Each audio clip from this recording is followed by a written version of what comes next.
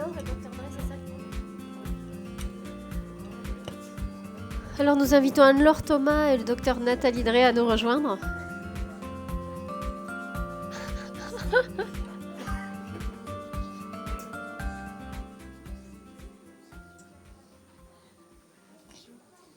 Bonjour, installez-vous, je vous en prie. Devant vous, mettez-vous. Oui, oui, tout à fait. Je vous en prie.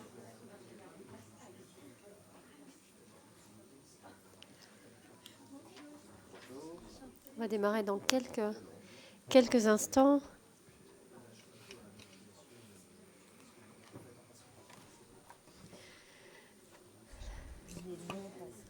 Donc les enquêtes ont mis à jour la question aussi du rôle de l'employeur en fait et probablement plutôt sous l'angle des manques aujourd'hui sur à la fois la question du repérage et la prise en charge donc des salariés aidants. Et donc cette table ronde, donc comment repérer et prévenir l'apparition des troubles physiques et psychiques chez les parents aidants au sein de l'entreprise. Donc on va faire le point sur l'existant et les mesures qu'on peut mettre en place pour améliorer justement la détection et la prise en charge des salariés aidants au sens large dans l'entreprise. Et pour cette table ronde, nous aurons 4 intervenants. Donc Anne-Laure Thomas qui a plein de casquettes, qui est maman aidante, présidente d'association, également directrice diversité chez L'Oréal France, et donc qui va pouvoir nous parler à la fois de son parcours personnel et professionnel. Nous passerons ensuite la parole à Delphine Chevalet-Chapeau, qui est DRH chez Verisure et qui va nous expliquer comment ils intègrent ce sujet de l'aidance dans leur politique RH. Et puis le docteur Nathalie Drey, on parlait tout à l'heure de santé au travail. Elle est arrivée juste à ce moment-là. Donc elle nous apportera sa vision de médecin du travail et justement comment est-ce qu'on travaille en transversalité autour de ce sujet. Et puis nous conclurons avec Didier Moglet, qui paraît qu'il y a plein de casquettes, on en a mis que quelques-unes, là on a fait un peu de tri, qui est chef de file donc, au niveau de l'organisation syndicale CFTC en charge du handicap, depuis quelques jours vice-président de la GFIP, et puis également membre de la commission emploi au CNC-PH. Et donc, comme la tradition le veut, nous allons démarrer avec notre maman de la table ronde, avec Anne-Laure. Alors, on a perdu les micros. Bon. Bonjour à toutes et tous.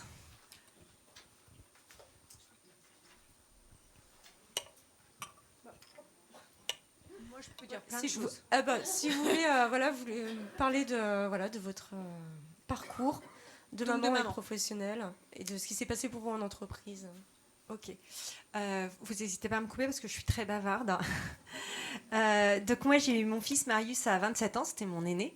Et j'ai su à l'âge de 3 semaines, donc il avait une maladie génétique et qu'il aurait un handicap, en tous les cas, qui grandirait, qui mettrait plus de temps pour apprendre à faire ce que les autres enfants apprennent.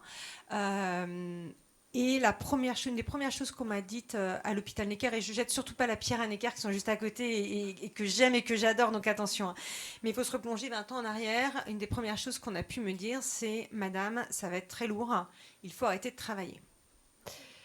Bon, ça on ne l'a jamais dit à son père. C'est pour ça que je suis devenue directrice diversité et que je me bats pour que les femmes puissent choisir si elles continuent ou pas à travailler, entre autres. Mais en tous les cas, ça a été... hyper important pour moi parce que j'étais donc en congé mat, Marius avait 3 semaines, j'étais évidemment effondrée parce que quand on a un diagnostic, on s'effondre, faut dire les choses, je pense qu'on est tous marqués par les diagnostics. Et en fait, on me retirait ce qui allait me rattacher. En fait, il y avait 2 choses qu'il fallait plus toucher. Une fois qu'on avait touché à mon enfant, c'était mes amis et mon travail. Et déjà là, en plus, on me retirait mon travail. Donc, c'était juste pas possible. Donc, je crois que je suis sortie du bureau de la personne avec qui j'étais. Je suis sortie, j'ai appelé mon employeur et j'ai dit, en fait, Marius est un équerre. Moi, je suis comme un lion en cage. Est-ce que je peux revenir prendre une mission maintenant ? Et donc, j'ai jamais arrêté de travailler. Et encore une fois, ce qui est important pour moi, c'est que chacun puisse choisir. Et puis, j'ai fait des choix à chaque fois sur ce qui était important pour moi en tant que maman dans le suivi de mon fils. J'ai eu la chance d'avoir l'aide de ma maman pour certains rendez-vous. Et moi, je faisais tous les rendez-vous qui me semblaient très importants pour Marius, et ce qui devenait un petit peu routinier parce qu'il a eu longtemps 10 séances de rééducation. Forcément, je n'arrivais pas à les assumer et à travailler en même temps. Donc, en fait, j'ai fait le choix. Et pendant tout un moment, il faut dire les choses. Alors, encore une fois, on se replace 20 ans en arrière. Tout ce que je gagnais, donc tout mon salaire, passait pour financer l'aide que j'avais pour Marius. Mais c'était un choix de vie. Et donc, qui ne se discute pas, chacun fait ce qu'il peut avec... voilà, on fait tous comme on peut. Et puis, je me suis investie effectivement dans une association qui s'appelle Autour des Williams pour le syndrome de Williams, et également sur la place des femmes, mais pas que des femmes en fait, sur la place des parents et des parents aidants, pour que chacun ait le choix, qu'on soit un papa, qu'on soit une maman, qu'on soit des coparents, on puisse choisir ce qui nous semble le mieux dans ces situations qui sont, on le sait tous, très délicates. Et j'ai essayé de témoigner au maximum. Donc, j'étais dans le conseil, après j'étais dans le groupe La Poste et aujourd'hui chez L'Oréal. J'ai eu la chance d'être dans des groupes à chaque fois engagés en faveur de la politique des aidants. Et ce que je vois, il y a plusieurs choses. Je vais faire court et puis si vous avez des questions, j'y répondrai. Mais il y a 2 choses qui me semblent importantes. La première chose, c'est que moi, je pense que j'ai réalisé il y a 1 an que j'avais été aidante. Parce qu'en fait, s'occuper de son enfant, c'est normal. Et je me disais toujours, non, mais c'est bon. Hein. Et puis après, je me suis pas arrêtée Marius. Je rêvais d'une famille nombreuse que j'ai eue. Donc voilà, il fallait aussi que je m'occupe des autres. Et ça, c'est très important. Et je remercie mes autres enfants qui m'ont bien fait comprendre qu'ils avaient besoin de moi. Parce que du coup, voilà, il n'y avait pas le choix vraiment. Même, ils m'ont tellement demandé que des moments pour mon Marius, c'était un peu compliqué. Mais tant mieux, parce que j'ai vraiment essayé de faire un juste équilibre entre eux tous. Et ça, je crois que c'est aussi important de ne pas oublier les autres parce qu'on est un peu un hamster dans sa roue, quoi, hein, on va être honnête. Donc, j'ai réalisé il y a 1 an, et je trouve que c'est extrêmement important de faire savoir aux gens, aux personnes, notamment en entreprise, qu'est-ce que c'est qu'être aidant. Et ça, c'est essentiel, parce que souvent, on se dit, en fait, c'est normal.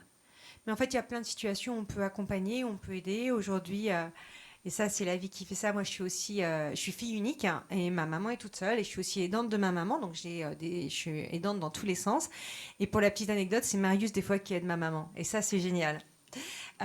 Donc c'est faire savoir ce qui est aidant et avoir des dispositifs. Avoir des dispositifs en entreprise pour les aidants, mais je suis sûre que plein d'autres personnes le diront, donc je ne vais pas rester sur le sujet, c'est savoir garder nos collègues, nos collaborateurs, nos collaboratrices. Quand on est aidé justement pour pouvoir être aidant, on a encore plus envie de donner à son entreprise, donc je suis convaincue que c'est vraiment des politiques qui sont gagnant-gagnant. Moi, quand on me donne une demi-journée pour pouvoir accompagner mon fils à l'hôpital, c'est sûr, le soir, je vais rattraper mon travail. Et je ne le fais pas parce que je me dis, faut que je rattrape ou parce qu'on me le demande. Parce qu'en fait, c'est naturel. C'est juste que j'ai la chance d'avoir un métier où je peux finalement gérer mon emploi du temps comme je le peux. Et je sais que si je dois dire chez L'Oréal, là, je suis désolée, même s'il y a une réunion extrêmement importante, je suis désolée, j'ai un rendez-vous à l'hôpital pour Marius, ils me le reprocheront jamais. Et en fait, tout ça, c'est extrêmement important. C'est extrêmement important aussi d'avoir un nombre de rendez-vous. Maintenant, on a 5 jours et 10 demi-journées pour quand on est parents d'enfants handicapés. Avant, je prenais sur mes congés. Et ce qui est super, c'est qu'en fait, honnêtement, je ne me reposais pas. Maintenant, c'est sur ces demi-journées qu'on m'accorde. Et ça change toute ma vision aussi dans l'accompagnement. Donc, voilà, avoir des dispositifs en entreprise, je pense que c'est vraiment du gagnant-gagnant, et pour les personnes concernées, les personnes aidantes, et pour l'entreprise. On a un service qui est exceptionnel, je le souligne parce que je trouve que c'est exceptionnel, qui s'appelle Responsage aussi, qui s'adresse, en fait, on appelle des gens pour leur dire nos besoins, et ils nous répondent, et ils nous expliquent. Il y a plein d'autres organismes, hein, je ne veux vraiment pas faire de la pub pour eux, il y a plein d'autres organismes, mais c'est savoir qu'en entreprise, on peut appeler, demander de l'aide, dire voilà, j'ai besoin d'un ergothérapeute, j'ai besoin de moi, ma maman a perdu la vue, j'ai eu besoin de dire qu'est-ce qu'on fait en fait de sa maison, comment je peux la réaménager. C'est pas mon métier, je sais pas faire, et me donner des adresses, me dire comment on fait un dossier, je sais plus d'APA, là, de perte d'autonomie, je vais peut-être me tromper dans le nom, mais en fait je sais pas faire. Moi je connais bien les dossiers MDPH pour enfants, donc voilà, donc on progresse dans tout ça, et c'est super important. Et l'autre chose, le message qui est pour moi essentiel, c'est quand on est aidant ou aidante, on s'oublie tous, quasiment tous. J'aime pas faire des généralités, mais on tient pour tout le monde, et en fait, il faut surtout pas s'oublier. C'est la plus grosse bêtise qu'on peut faire. Et ce que j'ai constaté dans l'association, donc là autour des Williams, donc où j'ai des mamans et des papas qui, comme moi, ont un enfant avec une maladie génétique, hein, avec une déficience intellectuelle, c'est qu'on tient au début, mais qu'à un moment on craque. On craque quasiment tous. Et on craque souvent à l'adolescence. C'est aussi difficile. On avait un enfant en situation de handicap, on se retrouvait avec un adolescent en situation de handicap. On se dit, ils vont grandir, ça va être plus facile. Mais non, c'est pas plus facile. Non, parce que quelle formation, où est-ce qu'on va leur trouver un travail, où est-ce qu'ils vont vivre. En fait, c'est un peu petits enfants, petits soucis, grands enfants, grands soucis. Enfin, en gros, c'est ça. Ça s'arrête pas. C'est toujours la même chose. Et sauf qu'on est épuisé parce que ça fait 10 ans qu'on fait une course de fond et qu'on n'en peut plus en fait parce qu'on a tout géré, on a tout organisé, parce qu'on s'est senti pousser des ailes pour aider tout le monde et en fait on craque. Et donc je trouve qu'il faut être extrêmement vigilant pour ces parents aidants d'enfants adolescents. Il y a un moment où on craque. Et donc demain par exemple, demain soir je vais en Sologne avec 18 mamans comme moi, d'enfants soit adolescents soit adultes, et c'est l'association qui offre ça. On fait ça une fois par an, souvent fin septembre parce qu'on sait que la rentrée elle est un peu hard, donc début septembre personne n'est disponible, hein. Et donc on va se retrouver à plusieurs mamans juste pour prendre soin de nous, pour avoir des cours de respiration, des cours de pilates, je ne sais pas ce qu'on va me faire faire encore, mais et en tous les cas, on est prise en charge.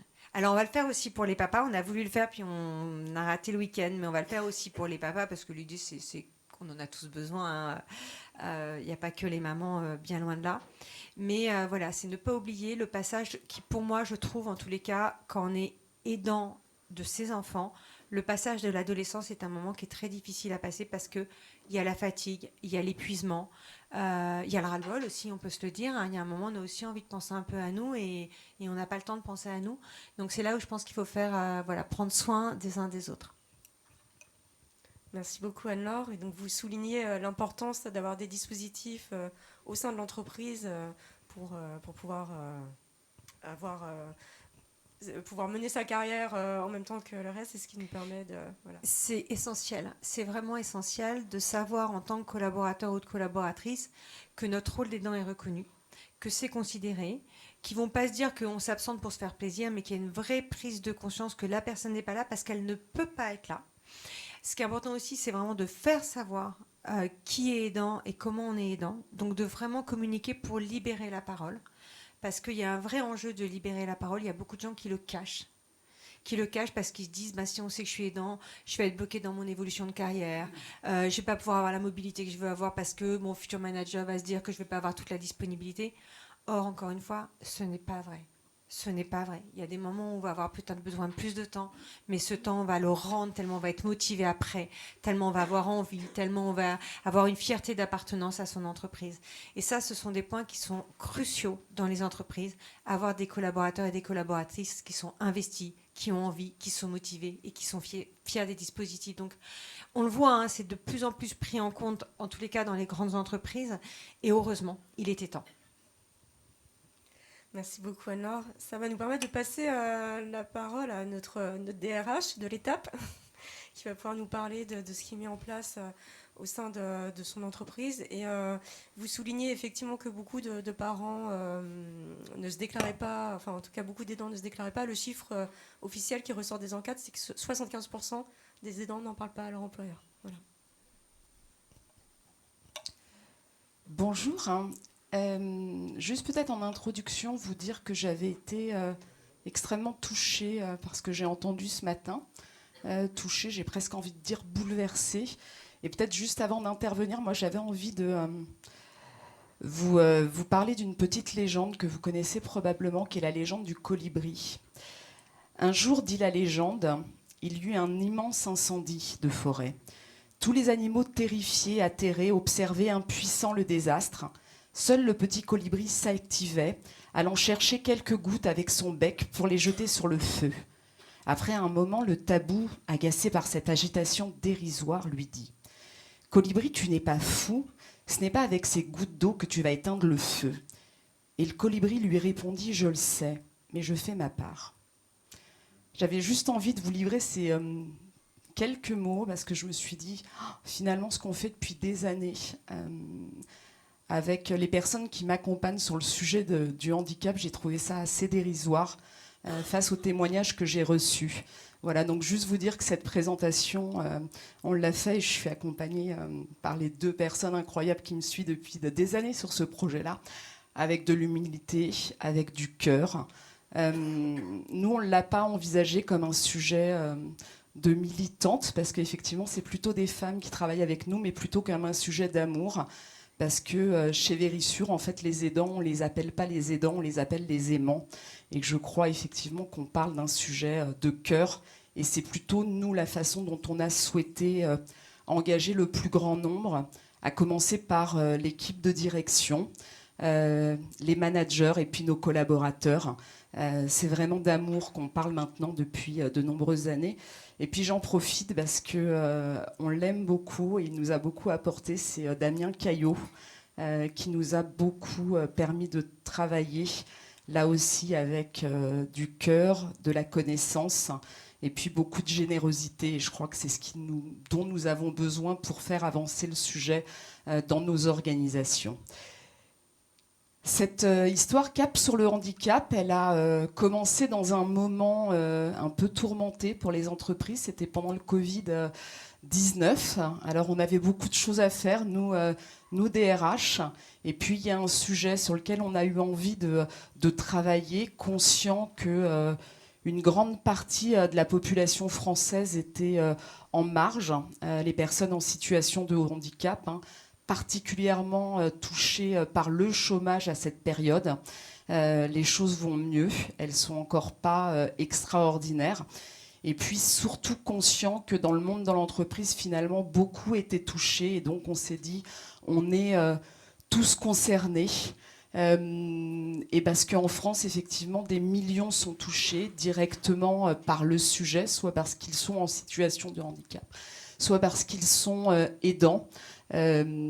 Statistiquement, ça veut dire qu'un salarié sur 5 se retrouve confronté dans son quotidien à tout cela. Moi, je suis rentrée chez Vérissure un peu par accident. Je venais du monde du luxe. J'ai passé de nombreuses années chez Clarins. Et finalement, il y a une chose qui m'a fait franchir le pas. C'est que cette entreprise, sa raison d'être, ce sont des personnes qui protègent des personnes. Et ça a beaucoup résonné chez moi. Et ce qu'on offre à nos clients, qu'on appelle chez Vérissure nos protégés, c'est un sentiment, et ça c'est difficile à vendre, c'est la tranquillité d'esprit. Et parce qu'on croit beaucoup à la symétrie des attentions, ce qu'on veut pour nos clients, qu'on appelle nos protégés, on le veut tout simplement pour nos collaborateurs. Et je vais juste vous parler d'une petite anecdote où j'ai ma maman en ce moment, ça fait plus d'1 mois qu'elle est à l'hôpital. Deuxième opération du cœur, c'était hier matin, tout va bien. Et ma maman se plaignait un peu du personnel hospitalier et elle nous dit à mon frère, ils sont pas gentils. Et je dis à mon frère, mais en fait, pour que le personnel hospitalier, nos infirmières, elles soient gentilles, pour qu'elles s'occupent bien des gens, il faut aussi qu'on s'occupe bien d'eux. Et on connaît leur situation. Et finalement, ce qu'on dit, c'est que si on veut que nos salariés s'occupent bien de nos clients, de nos protégés, notre responsabilité, nous, en tant que fonction ressources humaines, c'est de faire en sorte qu'au quotidien, on s'occupe bien d'eux. Et c'est ce qu'on tente de faire avec beaucoup de professionnalisme. Un slide juste en arrière. Merci beaucoup. 2020, on lance ce programme-là avec une conviction profonde qui est dans l'ADN de cette entreprise. On est convaincu que la différence, c'est pas un obstacle, c'est pas quelque chose qu'on subit, au contraire, c'est une source de profondeur. On croit profondément à l'égalité des chances et on a vraiment la volonté de faire Vérissure une entreprise vraiment référente en matière de diversité et d'inclusion. Et puis on veut vraiment que cette entreprise, comme ce qu'on essaye de faire pour nos protégés, que ça soit à leur domicile, dans les petits commerces, et ben ça soit une safe place où chacun puisse se sentir en sécurité. En 2024, et je le dis, j'ai signé une centaine d'accords d'entreprise dans ma vie. Celui-là, s'il en restait un à la fin, ce sera celui-là, c'est l'accord sur le handicap. On a travaillé pendant 1 an et demi Et je dois le dire, on a rencontré des gens formidables, notamment à la DRITS, qui nous ont beaucoup aidés pour faire les choses comme il fallait le faire. Et on a signé avec nos 6 organisations représentatives cet accord d'entreprise. C'était au mois d'avril. Et ça a été aussi la récompense d'un travail assez long et j'ai envie de dire acharné. C'est bon. Ce qu'on tente de faire chez Vérissure, c'est vraiment de faire de ce sujet, encore une fois, un sujet d'engagement où on embarque le plus grand nombre. Et là aussi, il y a une enquête qu'on fait tous les ans avec Willis Towers Watson. Et les gens nous disent de façon anonyme, et 93% des gens le disent, Vérissure, c'est une entreprise qui soutient la diversité et l'inclusion sur le lieu de travail. Ce qu'on a fait au travers de ce programme, et c'est probablement la première des étapes, c'est sensibiliser, former pour éduquer et surtout déconstruire bon nombre de préjugés. Voilà, on a commencé avec le comité de direction, puis les managers et l'ensemble des collaborateurs, sans oublier l'équipe RH, qui pour moi n'est pas à côté du sujet, mais vraiment dans le sujet. Et encore une fois, que ça soit avec nos organisations syndicales, les médecins du travail, avec nos assistants sociaux, tout cet écosystème, il ne travaille pas à côté, il travaille vraiment ensemble. Et c'est donc 4000 collaborateurs que nous avons été formés, nous les 100 de l'équipe RH, jour après jour. On a mis 18 mois pour toucher chacun. Une fois que tout le monde était formé, la centaine de personnes qui composent l'équipe RH, on a vraiment voulu se démultiplier. Et en avril dernier, on a monté notre première communauté d'alliés pour accompagner au quotidien les collaborateurs qui en avaient besoin. Collaborateurs soit directement touchés par le handicap, soit en étant aidants. C'est 40 premiers alliés qu'on a déjà réunis, qu'on a formés avec Damien pendant une journée entière sur ce sujet et qui sont aujourd'hui présents dans toute la France. Juste, ils ont été formés, c'était à l'occasion du French Riviera Open, tournoi de tennis fauteuil. Et là, le résultat, il est quand même assez fabuleux. Ça, c'était début juin. Au jour d'aujourd'hui, hier, on était à 49 RQTH en cours de constitution ou remise. Voilà, ça c'est le travail de nos alliés en à peine 3 mois. Et ça, j'y crois très fortement. 40, on espère demain qu'ils seront 400, que 10% de nos collaborateurs seront nos alliés.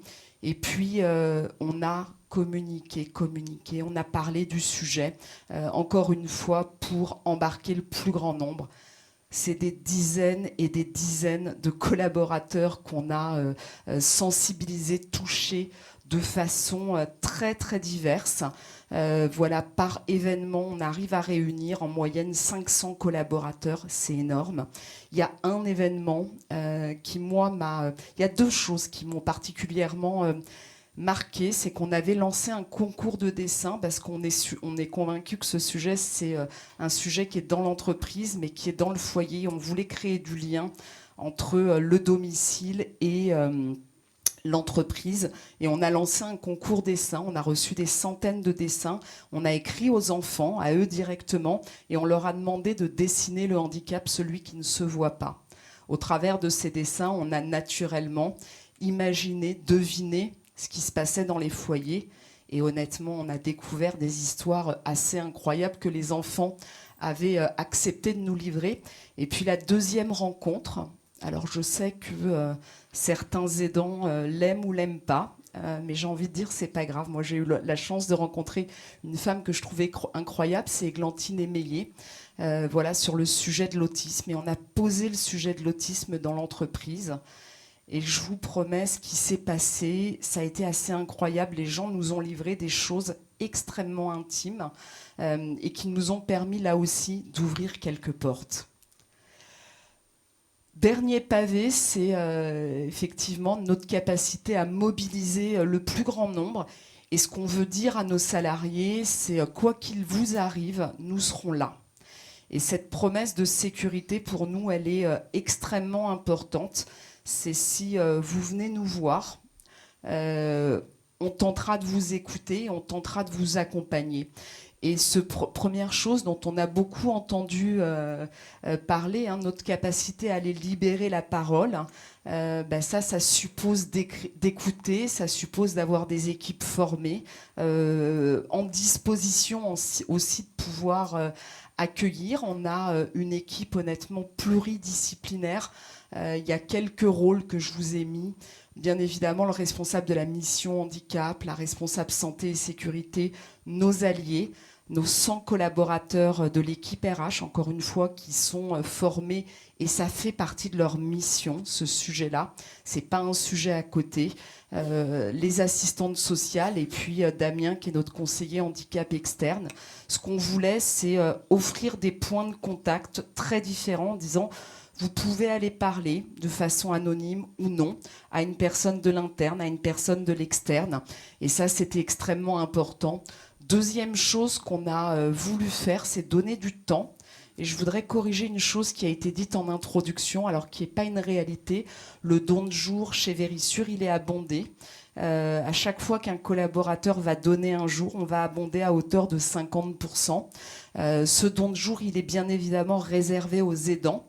Que ce soit les aidants pour les enfants ou le conjoint. Et là aussi, pour nous, c'est important d'avoir cette cagnotte de dons de jour en permanence. Il y a 500 jours qu'on peut activer à n'importe quel moment pour des collaborateurs qui en auraient besoin. Et bien évidemment, la générosité des collaborateurs est importante. Il y a aussi celle de l'entreprise, avec une chose qui me marque toujours: ceux qui donnent le plus, c'est pas ceux qui ont le plus. Ça, c'est toujours assez impressionnant. L'autre point, c'est on a un fonds social, et là, on voulait vraiment associer notre CSE, où on a un fonds, et tous les ans, on a un budget minimal de 45 000 €. Et que je vous promets, 45 000 €, ça peut être beaucoup, ou naturellement, le public qui est en situation de handicap ou d'aidance est un public privilégié. Et nous essayons, parce qu'on le sait que par moments c'est nécessaire, de les accompagner financièrement. Et puis le dernier point, notre capacité à nous adapter au rythme de travail des uns et des autres, c'est comment, et finalement c'est ce que nous a apporté la Covid chez Vérissure. Le télétravail, c'était un sujet, on se disait: oh là là. Mon DG, quand je suis arrivée en 2016, m'a dit: Delphine, le télétravail chez Vérissure, jamais de mon vivant. Depuis, on a fait beaucoup de chemin, et finalement, ça fait partie des bienfaits de la Covid. Ça a été d'introduire ce mode de travail dans les organisations. Et oui, ça aide beaucoup de gens. Ça leur donne de la respiration, ça leur donne du répit. Et nous le savons, par moments, c'est important. Voilà, j'espère, et vraiment, et je me sens toute petite encore une fois quand j'ai entendu tout ce que j'ai entendu. Et j'ai rencontré à l'occasion de ce colloque Didier. On travaille beaucoup, nous, avec nos syndicats, et moi, je crois que le monde, il n'est pas en opposition. Et je suis d'ailleurs, et c'est la discussion qu'on avait ce matin, très surprise, finalement, d'une mobilisation assez faible du monde syndical sur ce sujet, qui est pour moi un sujet sur lequel il n'y a pas de combat entre le syndicalisme, la DRH, l'entreprise. Voilà, encore une fois, on est sur un sujet de la vie, on est dans la vie, et puis finalement, et peut-être pour une fois, on ne parle pas d'argent, mais juste d'amour, et ça, c'est bien. Voilà, merci.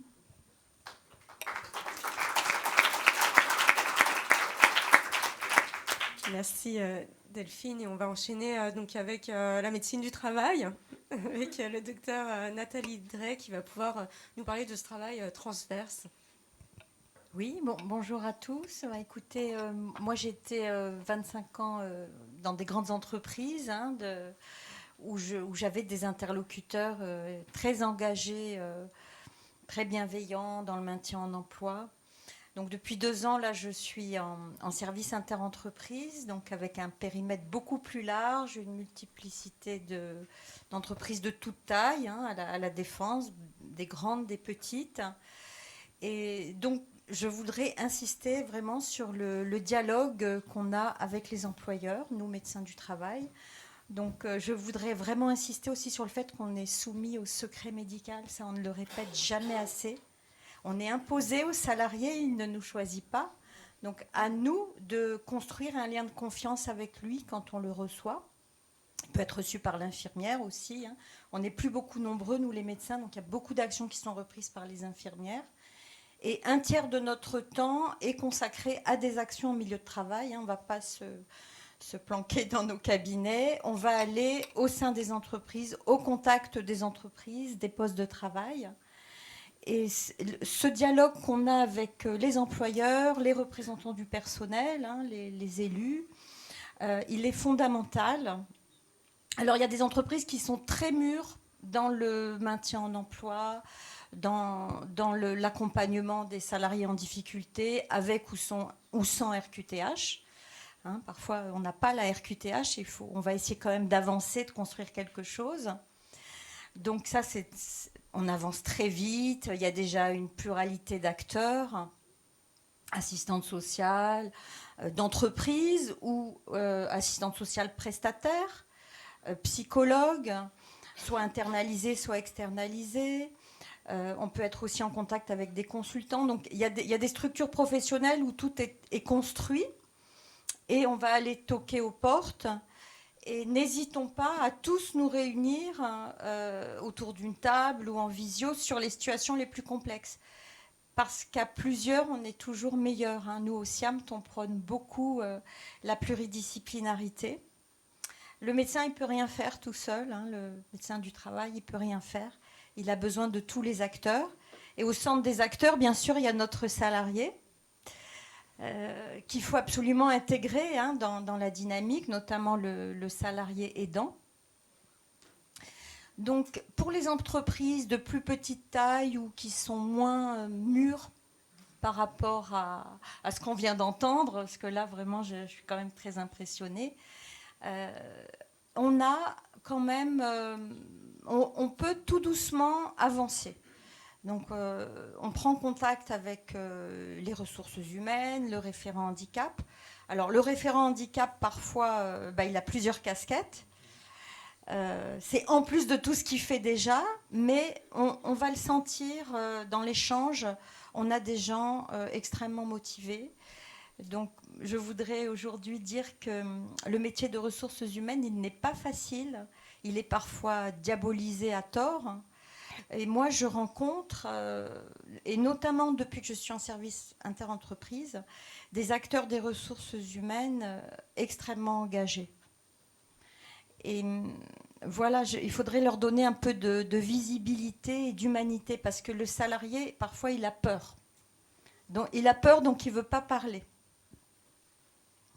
Au médecin, en règle générale, il parle. Au médecin du travail, en construisant un dialogue, il parle. Et nous, notre rôle, c'est de l'encourager à s'exprimer auprès de son employeur. Donc l'employeur, pour nous, il y a déjà le manager de premier niveau. On n'en a pas encore parlé, là. Le N+1, comme on l'appelle, c'est celui qui connaît le mieux. Généralement, il est dans la confidence. Il est au courant, il voit l'absentéisme, il voit les retards matinaux, les demandes de télétravail de dernière minute.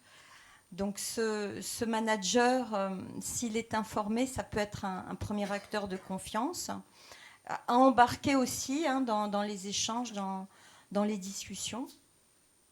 Et celui qui n'est pas au courant, on va quand même essayer de persuader notre salarié de s'exprimer à une personne de confiance de l'entreprise.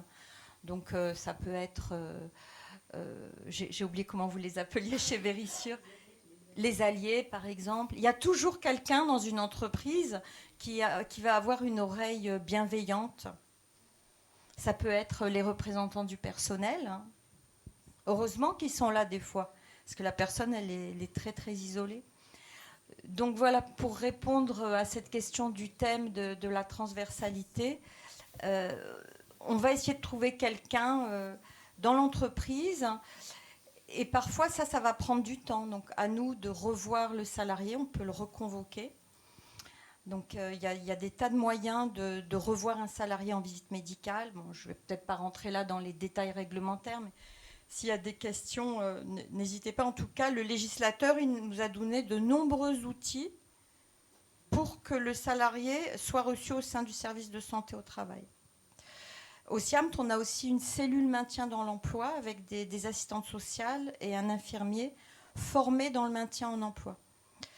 Donc, parfois, le salarié va être beaucoup plus à l'aise avec l'infirmière, l'assistante sociale qu'avec le médecin. Nous, on fait peur parce qu'on a l'aptitude. Oui, donc il faut entendre tout ça. Il faut entendre toutes ces résistances.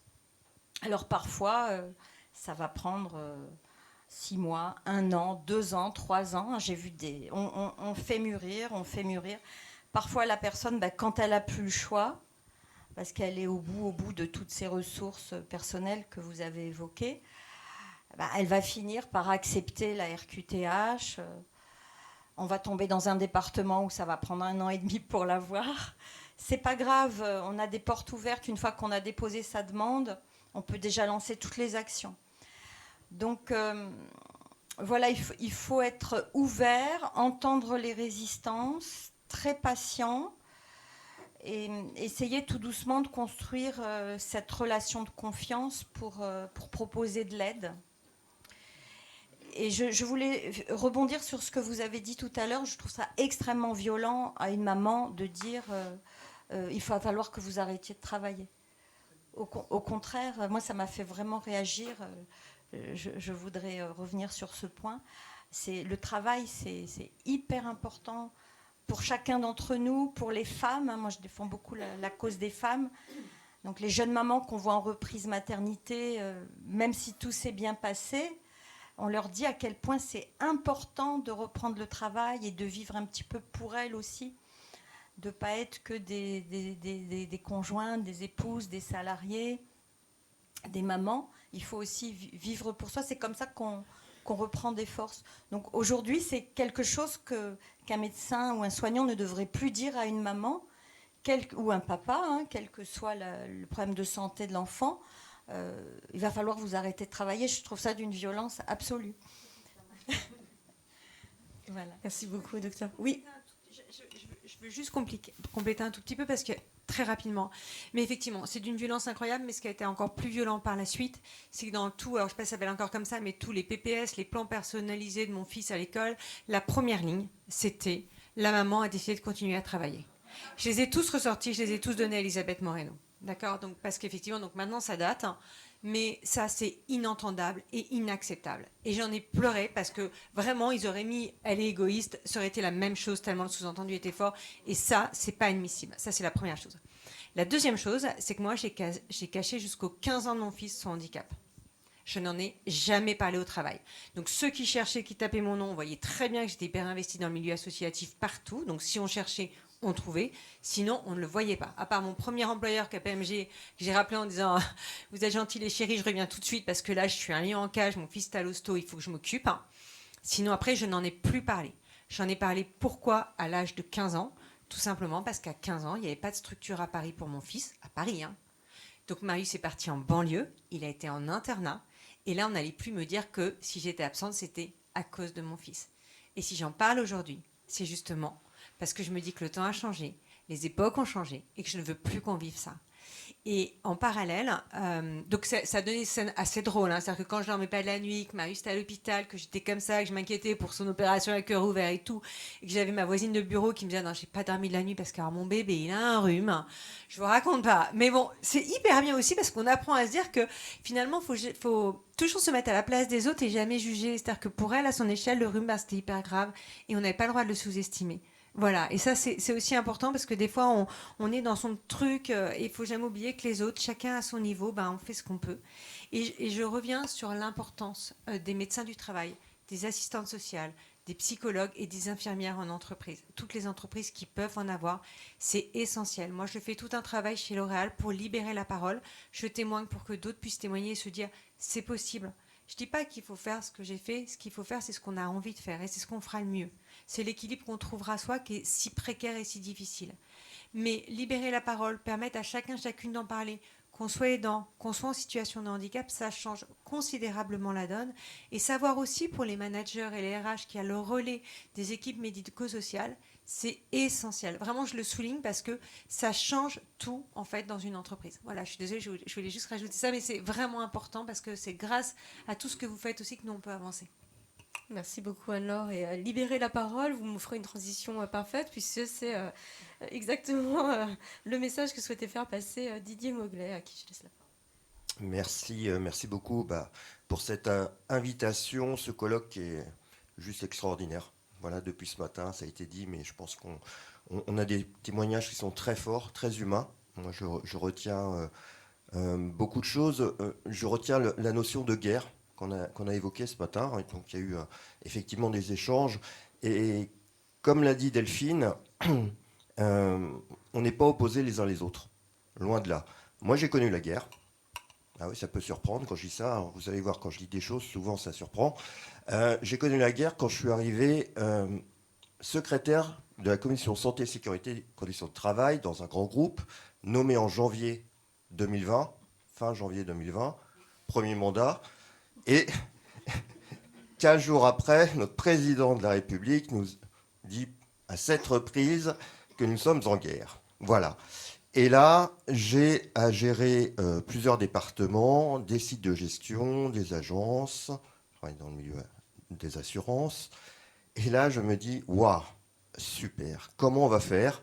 À l'époque, le télétravail, autant dire, c'était de la science-fiction.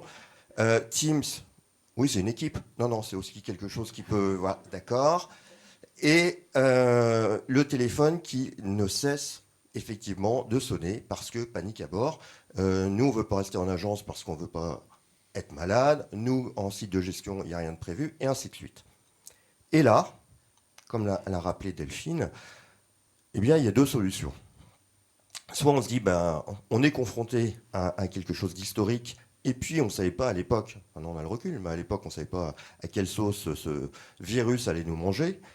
On se dit, voilà, soit on travaille tous ensemble, et puis on appelle tous les syndicats autour de la table, et puis on se dit, là, on laisse de côté toutes nos querelles, toutes nos convictions profondes, et on travaille pour le bien commun, pour l'entreprise, pour les salariés, et on fait en sorte d'avoir une ligne de conduite efficace et efficiente, et on travaille main dans la main avec la direction en leur disant que leur problème, c'est aussi le nôtre, et que le nôtre, c'est aussi le leur. C'est la sécurité des salariés et la performance économique des entreprises qui ont continué à œuvrer pendant cette crise-là. Donc, ça a marché.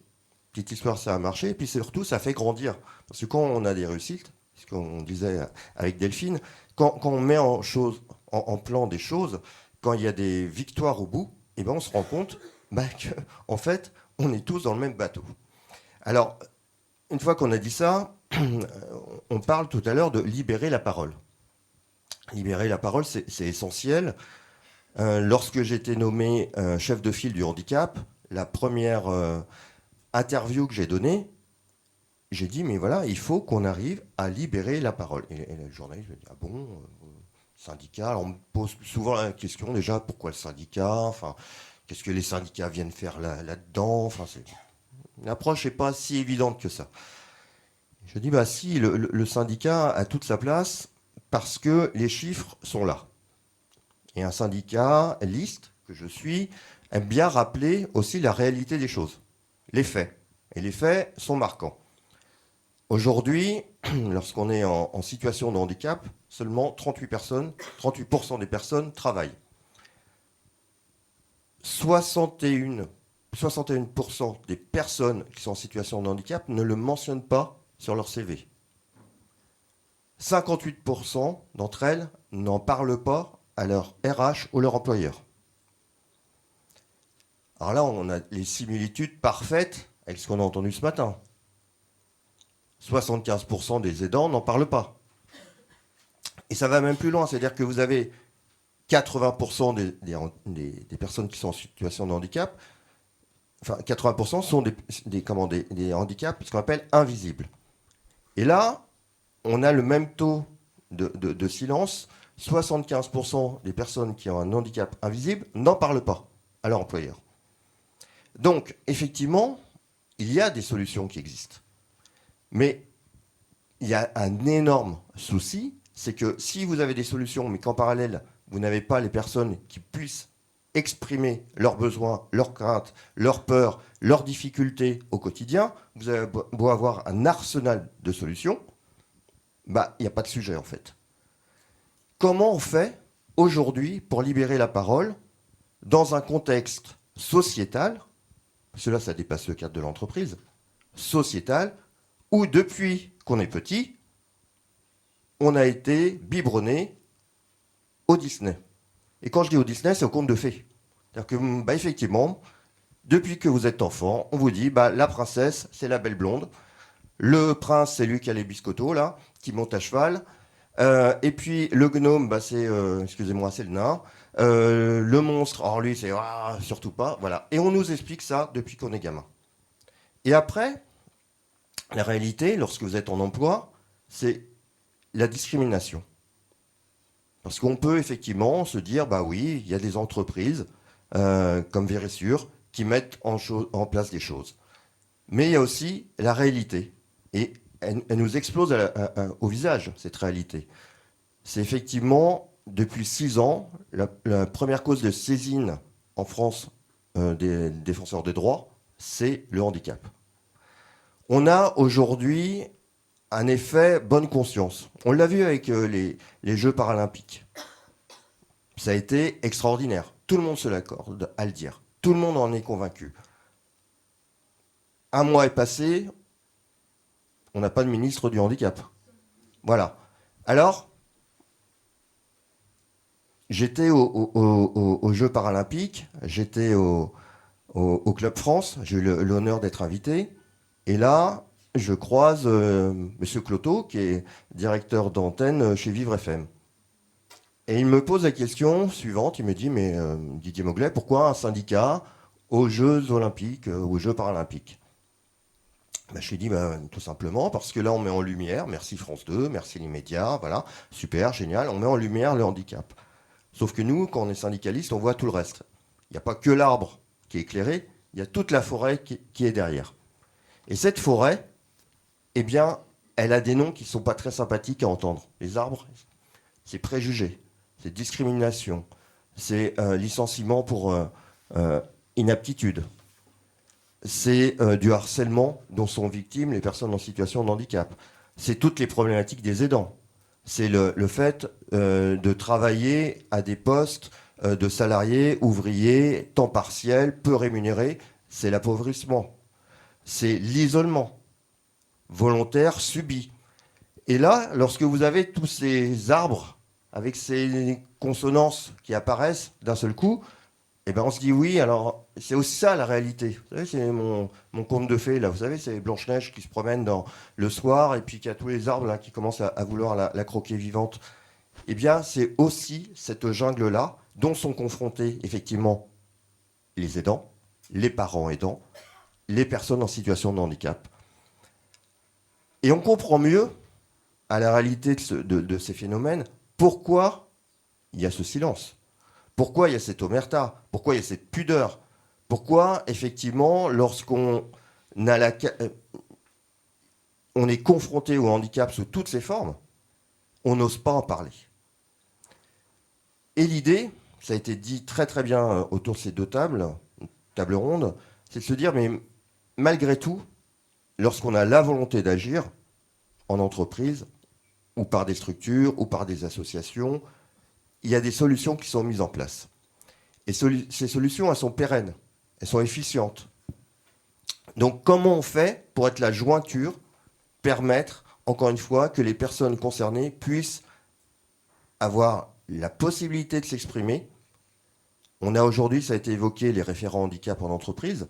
Je rappelle simplement que les référents handicap en entreprise, ça concerne les entreprises de plus de 250 salariés. En dessous, il y a quand même beaucoup d'entreprises qui sont concernées et beaucoup de salariés qui sont concernés. Qu'est-ce qu'on fait pour eux? Et puis, ça a été très bien dit par le docteur à côté de moi, c'est souvent une casquette qu'on a rajoutée à la casquette qu'on a rajoutée à la casquette. Et vous avez beaucoup de personnes qui sont référentes handicap en entreprise, qui n'ont pas été formées, qui n'ont pas de feuille de route, qui font ça en plus de leur activité, et sans jeter la pierre sur elles, qui ne savent pas non plus comment aborder le sujet. C'est-à-dire que quand on vous dit demain, vous êtes référent handicap, vous n'avez pas de formation, pas de culture non plus sur le sujet, c'est très compliqué. Donc ça veut dire qu'il faut arriver, dans le monde de l'entreprise, à acculturer le maximum de personnes. Parce que ce que je constate, c'est que lorsque vous avez en face de vous des personnes qui sont sensibilisées, qui ont suivi une formation, qui se disent, ben oui, effectivement, le handicap, c'est pas forcément que des choses négatives.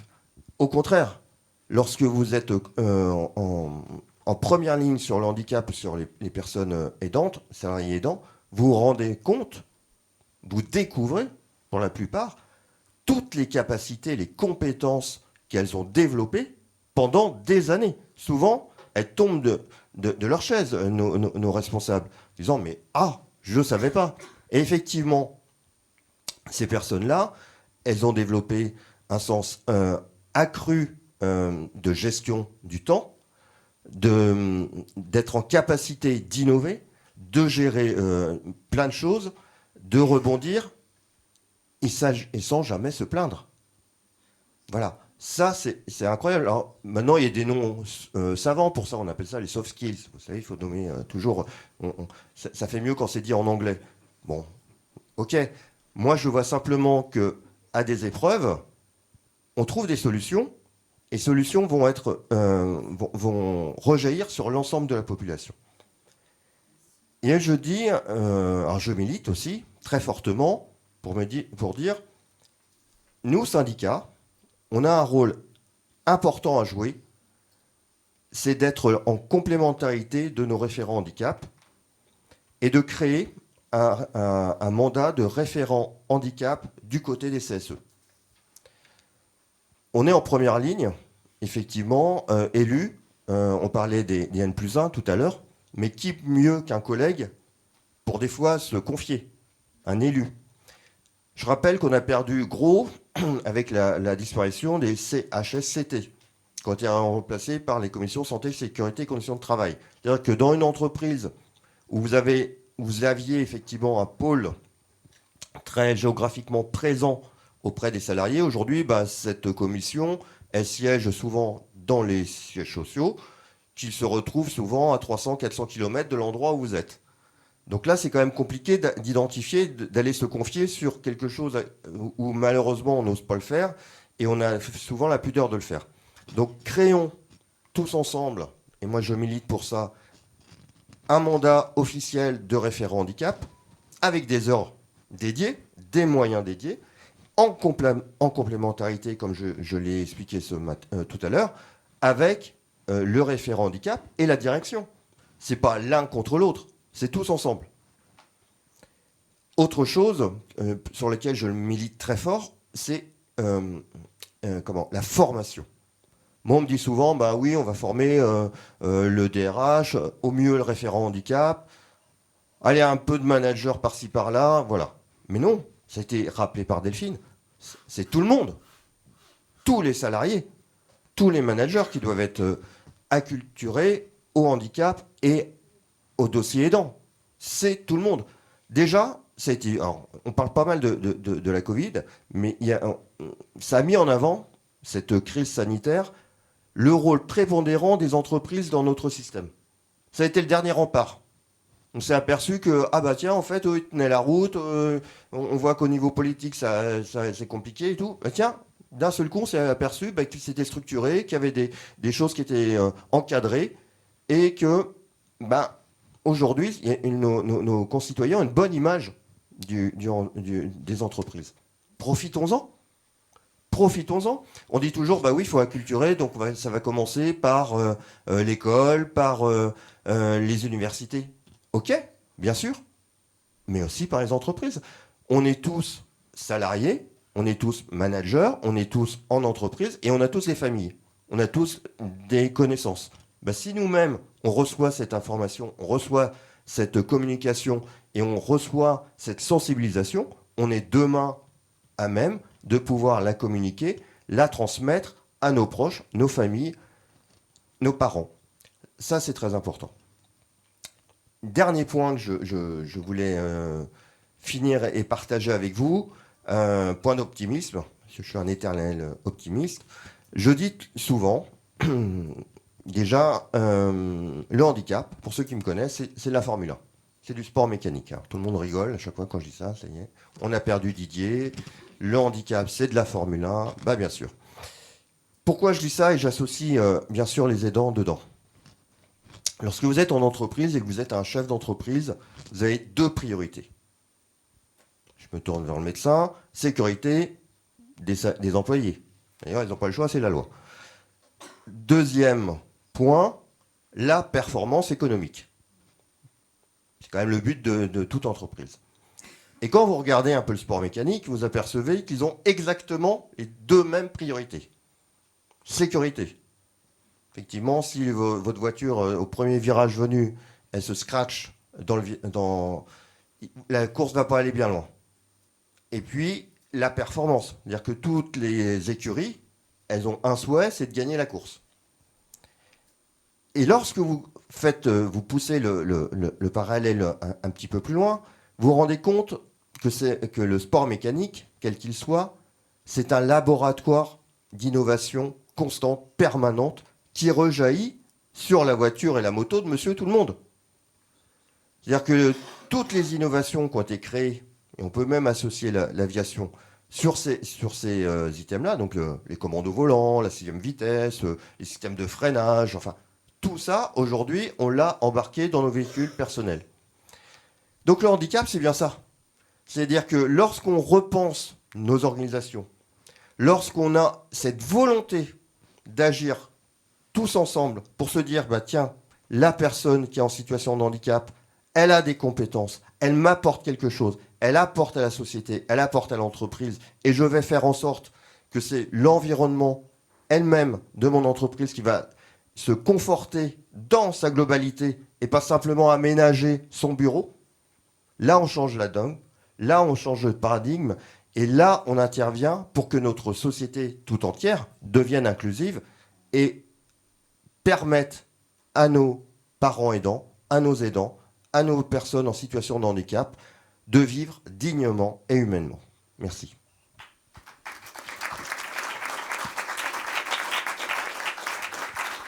Vous souhaitiez rajouter quelque chose, docteur ? Oui, de très simple. L'employeur est responsable de la santé et de la sécurité de ses salariés. Je me permets de rajouter le mot santé. Qui est le thème de la journée. Merci. Pour pas trop déborder sur la pause déjeuner, on va prendre des questions s'il y en a. Et puis je vous propose ensuite qu'on poursuive la discussion autour du déjeuner. Est-ce que certains d'entre vous... Alors, question courte et réponse courte. Patrick. Bonjour, Patrick Chag, directeur général Mutuelle Intégrance, un des partenaires de BabySafe. Ma question elle s'adresse à la directrice des ressources humaines. Tout d'abord, félicitations pour le dispositif que vous avez mis en place, ainsi que visiblement L'Oréal aussi qui a bien travaillé sur le sujet. Mais bon, visiblement, il vous accorde des choses qui ne sont pas trop visibles ailleurs. Et c'est très bien. La question est la suivante. Il faut des moyens pour mettre en place ce type de politique. Comment vous avez réussi à convaincre les dirigeants à mettre en place cette politique sociale qui embarque un sens nouveau dans l'entreprise ? La question est courte et simple, mais je pense que la réponse est tout aussi compliquée.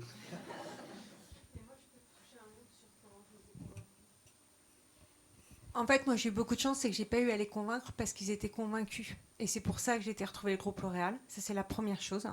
Et la deuxième chose, ils challengent tout le monde non-stop sur le sujet et du handicap et des aidants. Et ça, c'est un sujet qui est extrêmement important, qui est assez rare, mais je le souligne. Et ils le font pas juste comme ça. Ils le font parce qu'ils ont compris aussi que s'ils voulaient avoir des collaborateurs qui soient là, qui soient engagés, qui soient performants, il y avait tout l'à côté aussi qu'il fallait travailler.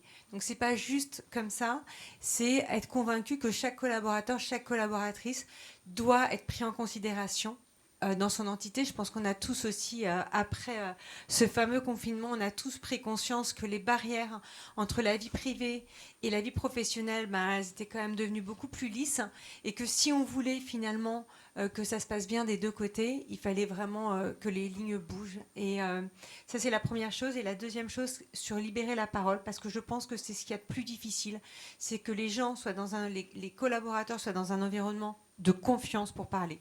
S'ils ne sont pas en confiance, ils ne parleront pas. Et la seule façon qu'ils puissent être en confiance, c'est qu'il y ait des politiques, comme on a vu, qui soient engagées, affirmées, visibles de tous, et qu'il y ait également des preuves. Et les preuves, en fait, c'est quand on fait témoigner aussi des collaborateurs qui disent, en fait, moi, j'ai traversé telle période ou telle période, j'ai accompagné mon conjoint, mon parent, mon enfant, peu importe qui on a accompagné, mais en tous les cas, l'entreprise m'a permis, et aujourd'hui, je peux revenir à fond, à 200%.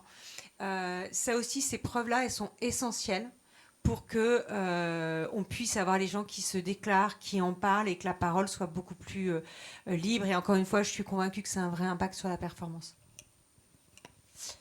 Je ne pourrais pas répondre en quelques minutes. Ça a été long, ça a été dur, et ça a été... pour le coup, tout sauf conflictuel. Il a fallu expliquer, il a fallu éduquer, il a fallu embarquer.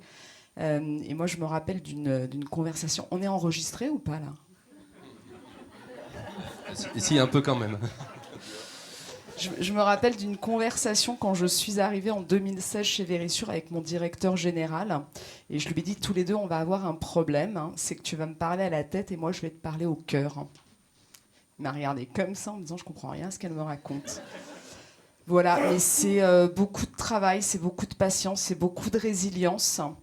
Et puis, je crois que le succès de tout ça, finalement, c'est de ne pas avoir pris le sujet frontalement, mais d'avoir embarqué les uns derrière les autres.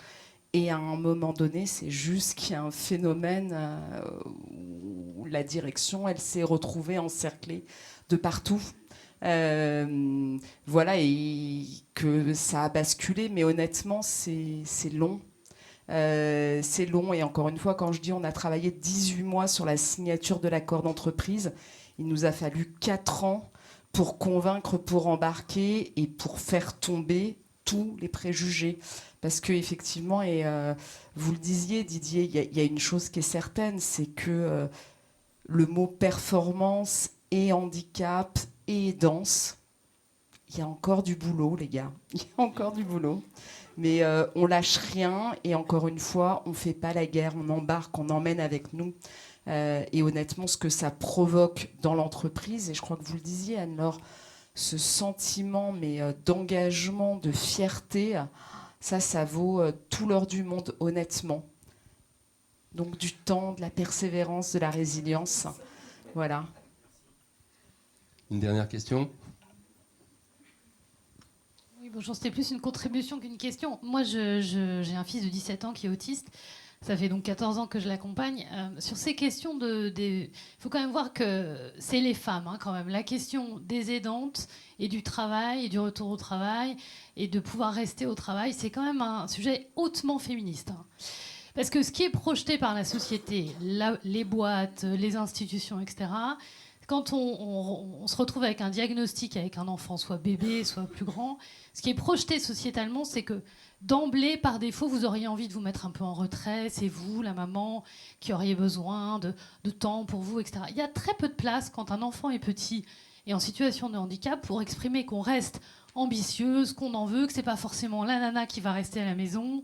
Moi, je me suis entendue dire des trucs aberrants à l'école maternelle, au boulot, n'importe où. En fait, ce qu'il faudrait aussi poser dans tout ce que vous dites depuis ce matin, c'est la dimension hautement féministe. Et je ne l'ai pas entendu. Les hommes et les femmes ne sont absolument pas à égalité dans cette affaire. À aucun moment de la vie des aidantes. Il est d'abord question des femmes et des inégalités des femmes. Voilà, je voulais le dire parce que ça m'énerve profondément.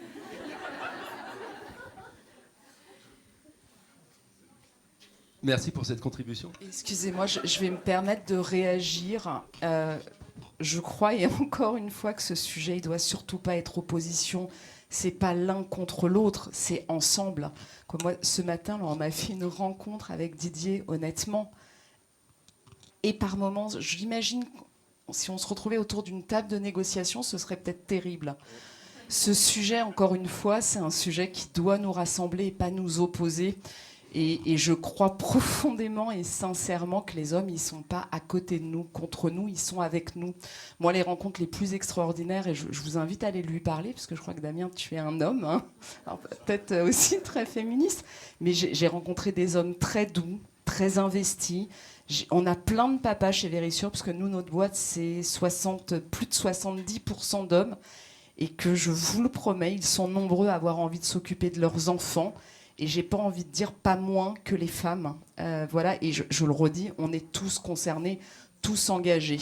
Voilà. Et étant une assez profondément féministe, je crois que vraiment ce sujet, il doit être tout sauf ça. Ça, c'est une conviction très personnelle.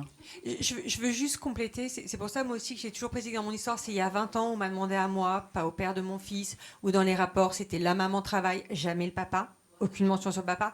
Mais ce qui change, en tous les cas, je veux y croire, c'est notamment, alors, quand il y a une survenance de handicap qu'on apprend très tôt, en général, on l'apprend un petit peu plus tard, mais le congé de coparents, qu'on voit bien avant, les papas étaient là une journée, 3 jours, allez, après 10 jours, alléluia. Non, maintenant, c'est quand même beaucoup plus long. Et je pense que ça permet, en tous les cas, je veux y croire, sur l'investissement des papas et des mamans à hauteur des couples, c'est des choix de couple en fait, c'est des choix de couple, ce sont des choix de vie et j'ai envie que ça change parce qu'effectivement, je suis d'accord avec vous, il y a 17 ans, c'était clairement sur les mères que tout reposait. Si aujourd'hui je suis directrice diversité, c'est que mon combat, ça a été le combat de la place des femmes et aussi celui du handicap, mais de la place des femmes parce que je voulais qu'aucune femme ne vive ce que moi j'avais vécu. Mais j'ai vraiment envie de croire que ça change et c'est tous ensemble qu'on y arrivera. Mais on est dans des milieux très privilégiés. Tout à fait. Merci. Je voudrais juste rebondir, moi aussi, par rapport à vos propos. Effectivement, c'est un sujet sociétal. Et on voit bien que notre société est en train d'évoluer. On aimerait qu'elle évolue encore plus rapidement sur plein d'items. Aujourd'hui, effectivement, on parlait il y a 20 ans en arrière, il y a plein de choses qu'on se reprojette. Il y a 20 ans, on se dit, mais cette société, elle était complètement abjecte. Pour plein de sujets. On ne va pas refaire les MeToo et compagnie, mais enfin, quand on regarde ce qui se passait il y a 20 ans, aujourd'hui, on est en train d'évoluer. Par contre, ce qui est une certitude, et ce que je partage vraiment avec tous mes interlocuteurs, c'est que c'est en cassant les silos, en travaillant en transversalité, et tous ensemble, parce qu'il n'y a que comme ça. Hein. Vous savez, c'est l'image de la mêlée du rugby, mais alors là, par contre, il y a 20 ans. Aujourd'hui, ils sont tous un peu baraqués pareil. Mais il y a 20 ans, vous savez, il y avait excusez-moi l'expression, il y avait le petit gros qui était au centre, il y avait ceux qui couraient rapide qu'on mettait sur les côtés pour aller aplatir l'essai, puis il y avait les grands, on les mettait en touche. Donc ça faisait un peu une équipe un peu bizarroïde, moi qui m'allait très bien, parce qu'au moins on parle de diversité, c'était excellent. Et puis il y avait un but commun, c'est on pousse tous ensemble dans la mêlée. Petit, gros, maigre, on s'en fout. Voilà, on avance tous ensemble. Et là, vraiment, même si effectivement, il y a des disparités, effectivement, les chiffres parlent pour vous, et je le conçois, c'est pas en opposant les gens, c'est en les rassemblant et en faisant que tous ensemble, convaincus, voilà, aidants, père aidant, mère aidante, personne en situation de handicap, et je peux certifier que vous avez une multitude de caractéristiques différentes selon les maladies, voilà. C'est juste incroyable. Comment de cette jungle on parle à l'unisson pour que justement on n'arrive pas à des extrêmes comme aujourd'hui où on n'a même plus de ministre du handicap. Il faut qu'on soit vraiment tous soudés, tous forts pour justement permettre que ces dossiers soient abordés de manière sociétale. Merci. Ah, ben voilà. Merci. Pour ceux qui sont porteurs d'un bracelet jaune, nous vous donnons rendez-vous à l'étage pour le déjeuner. Rendez-vous pour tous à 13h45.